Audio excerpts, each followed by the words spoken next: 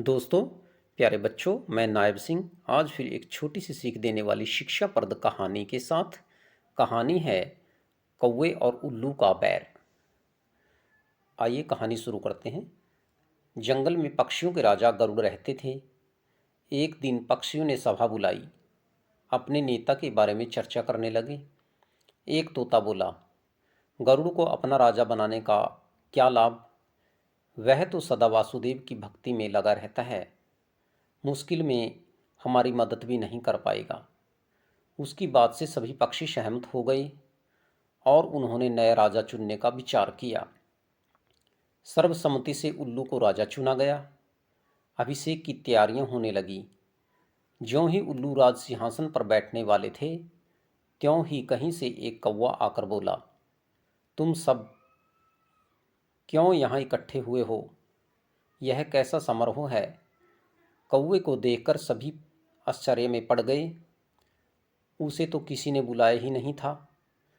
पर कौवा सबसे चतुर कूटनीतिज्ञ पक्षी है, ऐसा उन्हें पता था। इसलिए सभी कौवे के चारों ओर इकट्ठे होकर मंत्रणा करने लगे।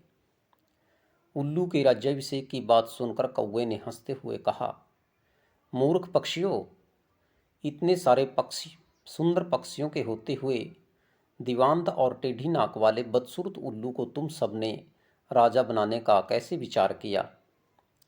वह स्वभाव से ही रौद्र और कटुभाषी है। एक राजा के होते हुए दूसरे को राजा बनाना विनाश को निमंत्रण देना है। किसी दूसरे दिन किसी दूसरे पक्षी को अपने नेता के रूप में चुना जाएगा। ऐसा निर्णय कर सभी पक्षी अपने घर चले गए। दिन का समय था। उल्लू अकेला रह गया, क्योंकि दिन में उसे दिखाई नहीं देता था। एक दूसरे उल्लू ने धीरे से उल्लू के कान में फुसफुसाकर कहा, महाराज, कौवे ने आपके राज्याभिषेक में खलल डाली है। सभी पक्षी घर चले गए हैं। चिढ़े हुए उल्लू ने कौवे से कहा, क्यों रे दुष्ट, तुम्हारे कारण मैं राजा न बन सका। आज से तेरा मेरा वंश परंपरागत पैर रहेगा। इस प्रकार कौवे और उल्लू में हमेशा से दुश्मनी हो गई। उल्लू और सभी पक्षियों के जाने के पश्चात कौवे ने मन में विचार किया कि व्यर्थ में उल्लू को अपना बैरी बना लिया।